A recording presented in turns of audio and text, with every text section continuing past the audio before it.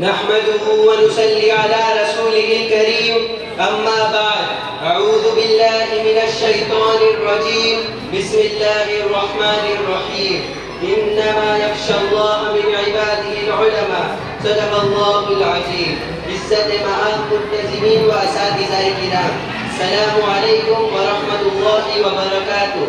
آج کی اس انتہائی اہم مجلس میں میرا موضوع سخن یوم جمہوریہ اور جنگ آزادی میں مسلمان اور علماء کرام کا کردار ہے۔ حضرات، آزادی ملنے کے بعد سب سے بڑا مسئلہ یہ تھا کہ ملک کا دستور کیسا ہو، مذہبی ہو یا لا مذہبی، اقلیت و اکثریت کے درمیان خطوط کس طرح طے کیا جائے۔ آزاد ہندوستان کا اپنا دستور بنانے کے لیے ڈاکٹر بھیم راؤ امبیڈکر کی صدارت میں 29 اگست 1947 کو 7 رکنی کمیٹی تشکیل دی گئی، جس کو ملک کا موجود دستور مرتب کرنے میں تقریباً 2 سال 11 ماہ اور 18 دن لگے تھے۔ 26 جنوری 1950 کو اس نئے قانون کو نافذ کر کے ملک بھر میں پہلا یوم جمہوریہ منایا گیا۔ اس طرح ہر سال 26 جنوری یوم جمہوریہ کے دن کے طور پر پورے ملک میں جوش و خروش کے ساتھ منایا جاتا ہے۔ 26 جنوری کو اسی مساوی دستور آئین کی تائید میں اور ملک کی آزادی میں اپنے جانوں کا نذرانہ پیش کرنے والے مجاہدین آزادی کو خراج عقیدت پیش کی جاتی ہے۔ 26 جنوری کو جشن کا یہ دن ہندوستانیوں کو یوں ہی نہیں ملا، بڑی سے بڑی قربانیاں دینی پڑی، لاکھوں جانوں کے نذرانے پیش کرنے پڑے، تب جا کے یہ دن نصیب ہوا۔ جنگ آزادی میں مسلمانوں کی قربانیاں اگر الگ کر دی جائے تو ہندوستان کی آزادی کی تاریخ کبھی مکمل نہ ہوگی۔ اس دوران ظلم و بربریت کی ایک طویل داستان لکھی گئی تھی، جس کا ہر صفحہ ہندوستانیوں کے خون سے لالا زار ہے۔ جذبہ آزادی سے سرشار اور سر پر کفن باندھ کر وطن عزیز اور اپنی تہذیب و تمدن کی بقا کے لیے بے خطر آتش فرنگی میں کودنے والے مسلمان پیش تھے۔ معزز سامعین، آئیے میں آپ کو جنگ آزادی کی طویل جد و جہد کے بعد سنہرے ابواب کی سیر کرواؤں۔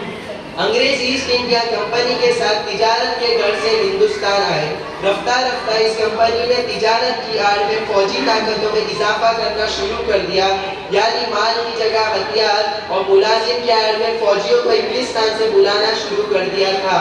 مگر دہلی کی مغلیہ سلطنت اس قدر مضبوط تھی کہ انگریزوں کو خاطر خواہ کامیابی نہیں ملی۔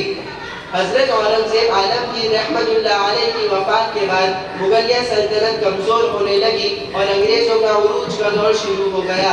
عیار اور شاطر انگریزوں نے پورے ملک پر قبضے کا پلان بنا لیا، ہندوستانیوں کو غلامی کی زنجیر میں جکڑنے کا منصوبہ طے کر لیا۔ شیر بنگال نواب سراج الدولہ اور پھر شیر میسور ٹیپو سلطان نے انگریزوں سے مردانہ وار مقابلہ کرتے ہوئے ملک پر اپنی جان نچھاور کر دی، جن کی شہادت پر انگریز فاتح نے فخر و مسرت کے ساتھ یہ اعلان کیا کہ آج سے ہندوستان ہمارا ہے۔ شاہ عبدالعزیز دہلوی نے پوری جرأت و بے باکی کے ساتھ فتویٰ جاری کیا کہ ہر ہندوستانی پر انگریزی تسلط کے خلاف جہاد فرض ہے۔ ان کے فتوے کی روشنی میں علماء کھڑے ہو گئے۔ سید احمد شہید اور شاہ اسماعیل شہید آگے بڑھے، پورا ملک کا دورہ کر کے قوم کو جگایا۔ ان نے حریت کا جذبہ پیدا کر کے آزادی کی آگ لگا دی اور 1831 کو بالا کوٹی پہاڑی پر لڑ کر جام شہادت نوش کیا۔ دھیرے دھیرے پورے ملک میں انگریزوں کے خلاف آزادی کی چنگاریاں سلگنے لگی۔ 1857 کی جنگ، جسے انگریزوں نے غدر کا نام دیا تھا، انگریز فوجی پورے ملک میں پھیل چکے تھے اور ہندوستان سے مذہبی بیداری و سرگرمی ختم کرنے کے لیے انگریزوں نے بے شمار عیسائی مبلغین کو بھی میدان میں اتار دیا، جسے انگریزی فوجی کی مکمل پشت پناہی حاصل تھی، جو جگہ جگہ جا کے تقریریں کرتے اور عیسائیت کا پرچار کرتے۔ شاملی کے میدان میں حاجی امداد اللہ مہاجر مکی کی قیادت میں بانی دارالعلوم مولانا محمد قاسم نانوتوی، مولانا رشید احمد گنگوئی اور حافظ جامد شہید رحمۃ اللہ علیہ نے انگریزوں سے مردانہ وار مقابلہ کیا۔ اس جنگ کے ناکام ہونے کے بعد انگریزوں نے ظلم و ستم کی ایسی بجلیاں گرائی جس کا تصور کرتے ہی روح کانپ اٹھتی ہے۔ جنگ آزادی میں سب سے پیش مسلمان اور علماء تھے، اس لیے بدلے بھی چن کر سب سے زیادہ انہی سے لیا گیا۔ دہلی سے لاہور تک کوئی درخت ایسا نہیں تھا جس پر انگریزوں کی لاشیں لٹکی ہوئی نہ ہو۔ ہزاروں کی تعداد میں علماء کو پھانسی کے پھندے پر لٹکا دیا گیا۔ حضرت مولانا محمد قاسم نانوتوی اور ان کے ساتھیوں نے دیوبند میں ایک مدرسے کی بنیاد ڈالی جو آگے چل کر دارالعلوم دیوبند کے نام سے پورے عالم میں مشہور ہوا۔ اسی درسگاہ کے فرزند مولانا محمود حسن دیوبندی جو آگے چل کر شیخ الہند کے لقب سے مشہور ہوئے، تحریک ریشمی رومال چلائی۔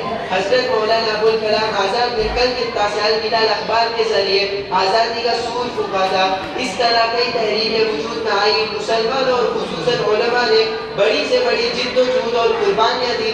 بلاخر انگریزی حکومت گھٹنے ٹیکنے پر مجبور ہوئی اور 15 اگست 1947 کو ملک آزاد ہوا۔ اب اس شعر سے میں اپنی تقریر ختم کرتا ہوں۔